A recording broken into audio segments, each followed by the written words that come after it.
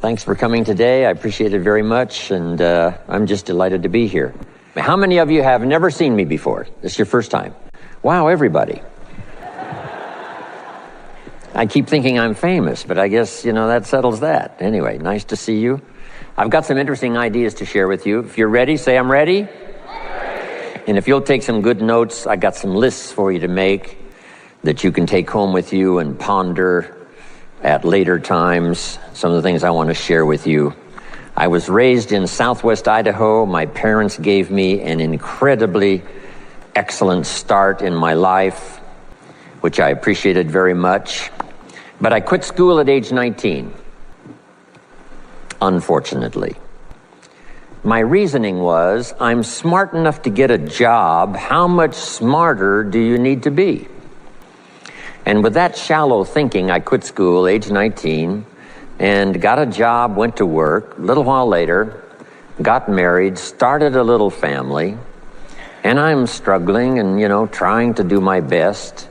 But it seems like each year I'm falling just a little bit further behind. Finally, age 25. The climax of my sort of weariness with where I was, not doing as well as I thought I should. I hear a knock on my door, and I happen to be home alone.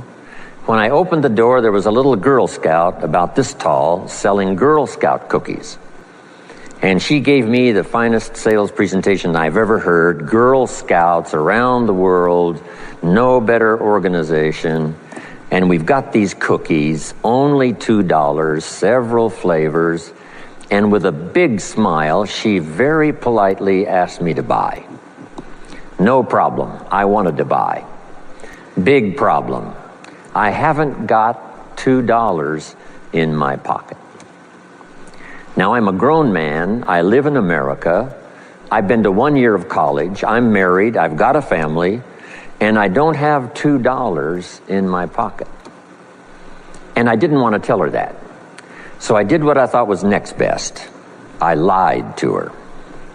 I said, hey, look, I've already bought lots of Girl Scout cookies. I've still got plenty in the house that we haven't eaten yet. And she said, oh, that's wonderful. Thank you very much. And she leaves. When she leaves, I say to myself, I don't want to live like this anymore. I mean, how low can you get lying to a Girl Scout? I mean, that's about as low as you can go. But I promised myself that day I was going to start my search of finding opportunity, finding somebody who could teach me and coach me on doing much better for myself and for my family and for my future. And shortly after that, I met a most extraordinary man, very wealthy, but a friend of mine said, you got to meet this man. He's rich, but he's easy to talk to. He's got a unique philosophy of business and life.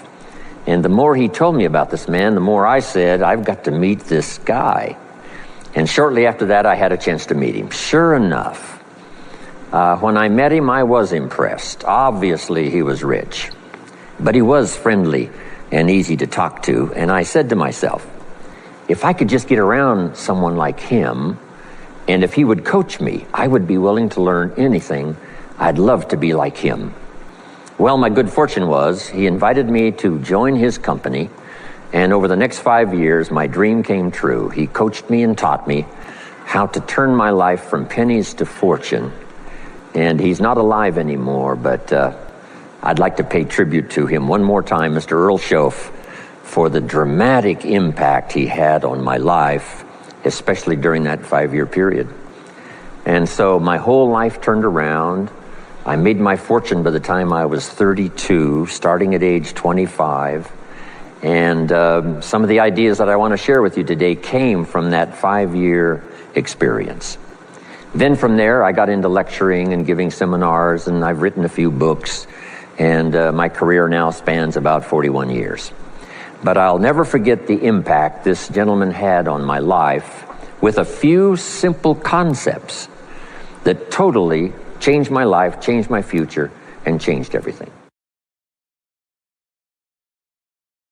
Talk about some of the enemies on the inside that you've got to take sword to and destroy them before they destroy you. Here's number one, indifference. What a tragic disease this is. Indifference, ho-hum, let it slide. Tragic. Take sword to this enemy. Here's one problem with drift. You can't drift to the top of the mountain.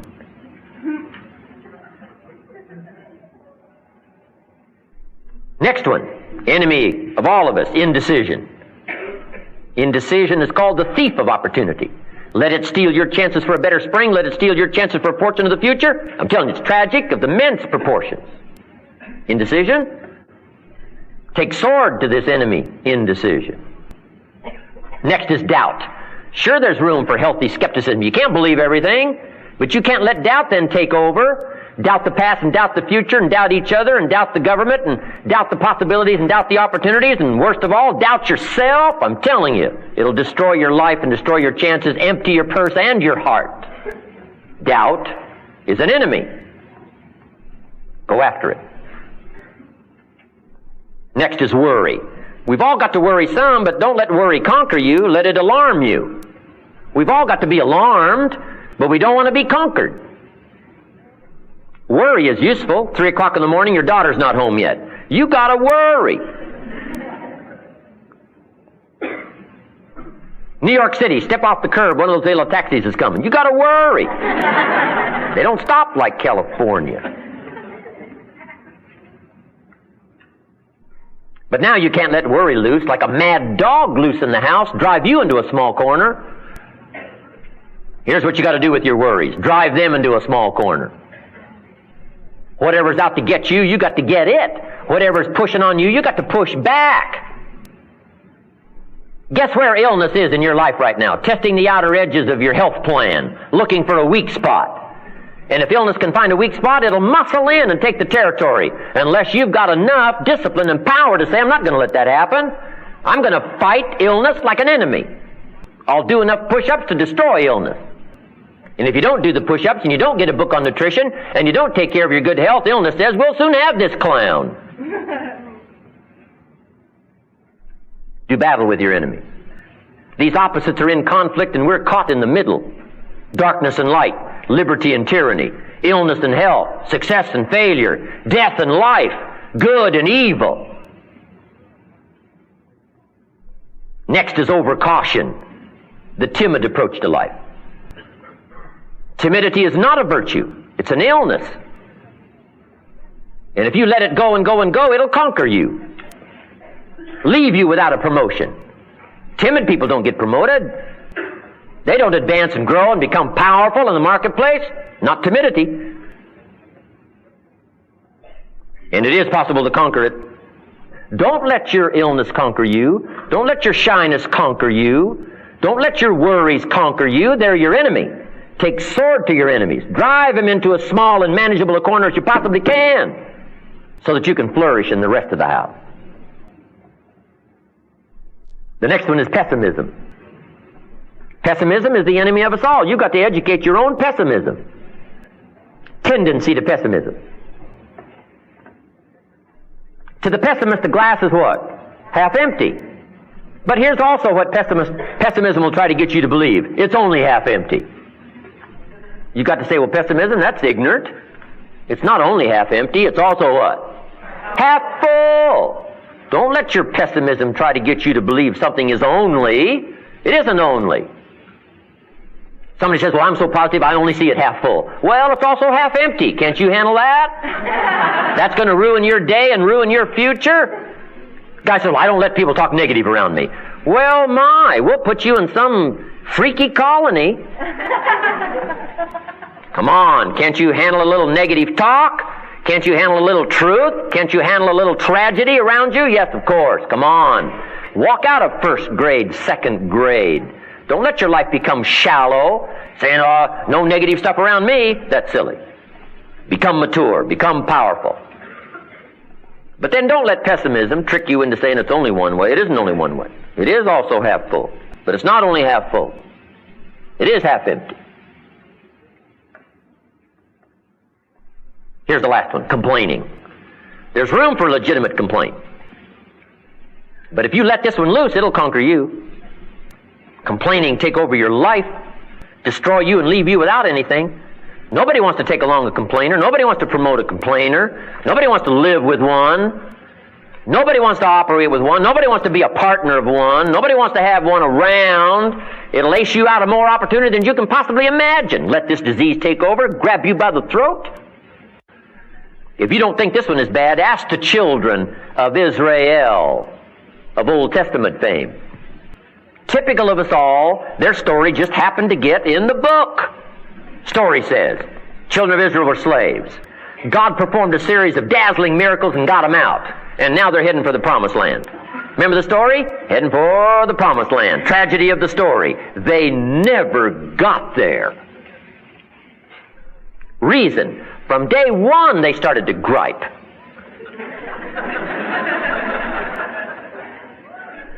They griped about the food. They just got delivered from slavery, and now they're saying, this food's not all that hot. I mean, give us a break. How much can you take?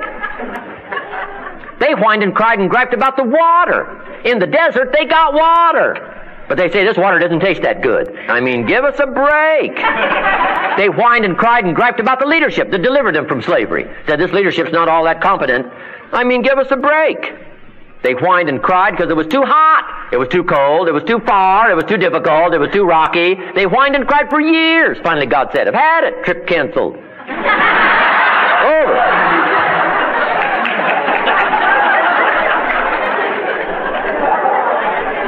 Or something like that. The story says they died in the desert, never got to the promised land after.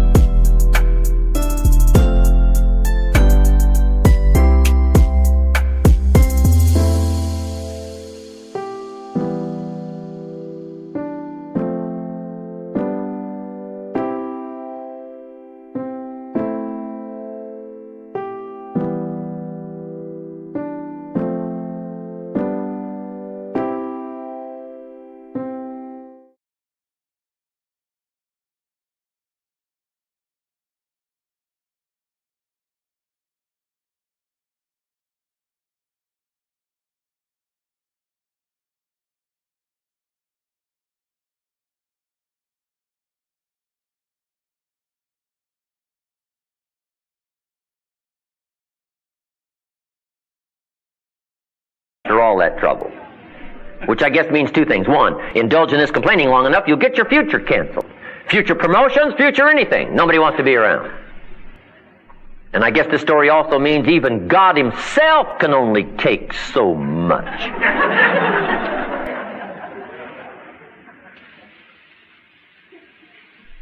Now, that's the negative side. Think negative when it's positive.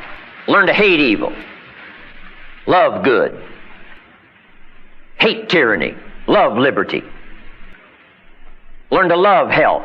Hate sickness.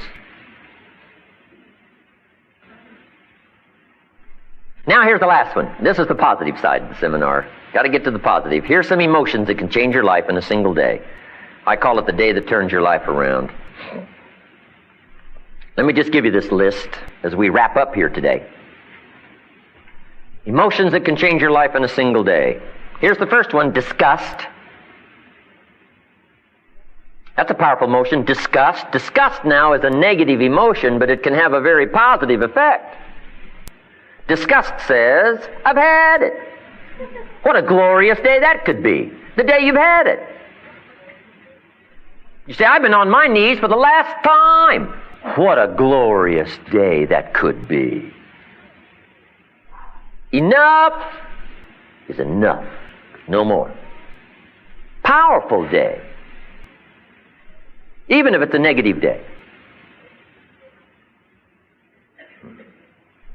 I met a beautiful, sophisticated superstar lady in New York. She worked for this jewelry company, very young. Vice president, made big money. This company brought me in to do some training, some seminars, classes. And I met this lady, extraordinary lady. Found out she never went to college, never went to university. I thought, whoa, how'd she get here? So I asked her a little bit about her story. I said, how'd you get here? No college, no university? This is tough New York. Vice president, big money, jewelry business. She said, well, let me tell you part of the story. She said, a few years ago, being a very young mother, she said, one day I asked my husband for $10. And he said, what for?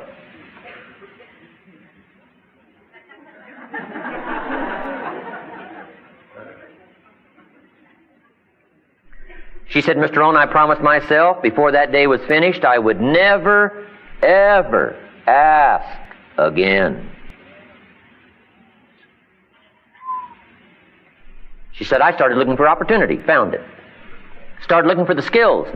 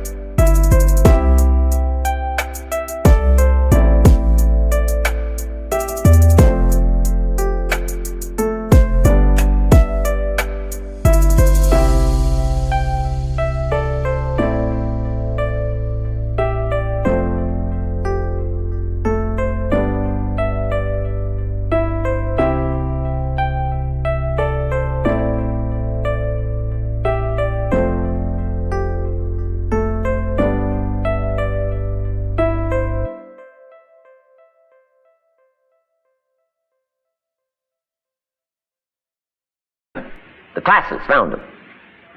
And she said, yes, now I am vice president. Jewelry company. I do make big money. It is tough New York.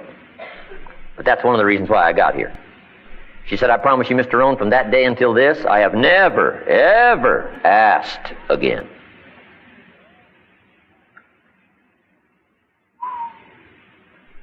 A powerful day. Here's the next one. Decision. What a powerful day that can be, decision making.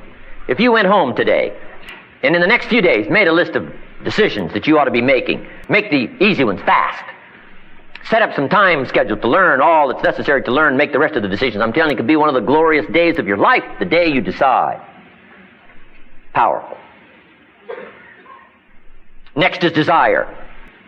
Wanting to bad enough. Who can explain how that works? I don't know. All I know is some have got it. Enough desire to last for a lifetime. But here's what I also know. Sometimes desire waits and sleeps, waiting for something to happen. And who knows what the happening may be. Maybe it's the next sermon. Somebody wakes up. Maybe it's the next seminar like this. Maybe it's a book. Maybe it's a song, the lyrics. Maybe it's a movie, the dialogue. Maybe it's a life experience. Maybe it's the conversation with a friend who finally levels with you. Maybe it's the confrontation from an enemy. Who knows what it might be? Suddenly, desires awakened that can last for a lifetime. Sometimes from the bitterest experience comes the greatest awakening. So here's the clue on desire. Welcome all life experiences. We get into more detail in this in the weekend seminar. Let life touch you. Don't let it kill you, but at least let it touch you. The next touch could open up the well springs you'll never lack for desire for the rest of your life. From shortly after the time I met my teacher, Mr. Shope, at age 25, no one's ever had to say to me all these years, when are you gonna get going? Nobody's ever said that to me all these years. I've heard, when are you gonna slow down? You're gonna have a heart attack and die. You can't keep up this kind of calendar. But nobody's ever said to me, when are you gonna get going? I'm asking you to keep searching for life experiences until you find one that lights your fires, until you will never lack for desire for the rest of your life, and nobody will ever have to say to you the rest of your life, when are you going to get off the couch? Clue. Welcome all experiences. Don't put up the walls. The same wall that keeps out disappointment keeps out happiness. Take the risk.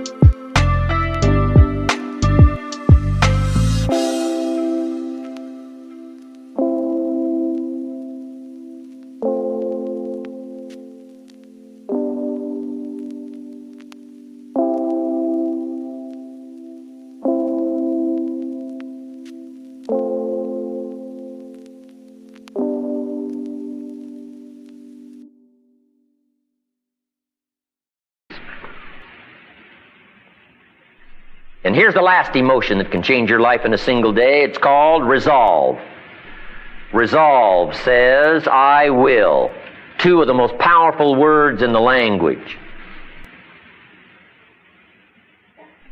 I gave you the formula for disaster. Could, should, don't. Here's the formula for fortune. Should, could, will. I will. I should, I can, and I will. Two of the most powerful words in the language. I will. Benjamin Disraeli once said, nothing can resist a human will that will stake even its existence on its purpose. I'll do it or die. What a powerful set of words. The man says, I will climb the mountain. They've told me it's too high, it's too far, it's too difficult, it's too rocky, it's never been done before. The man says, hey, it's my mountain, I'll climb it. Pretty soon you'll see me waving from the top or dead on the side because I ain't coming back. Power. The best definition of resolve I ever got was from a junior high girl, Foster City, California. I love to talk to kids and ask them definitions. They come up with beauties. I got to this word and I said to the kids, who can tell me what resolve means? Some didn't know and some tried. It was interesting. The best one I got was a little girl about 3 rows back. She said, Mr. Rohn, I think I know. I said, what? She said, I think resolve means promising yourself you will never give up. I said, that's the best I've ever heard. You can't say it any better than that. Promise yourself you will never give up. You don't have to promise me. You don't have to promise the world. Just promise yourself.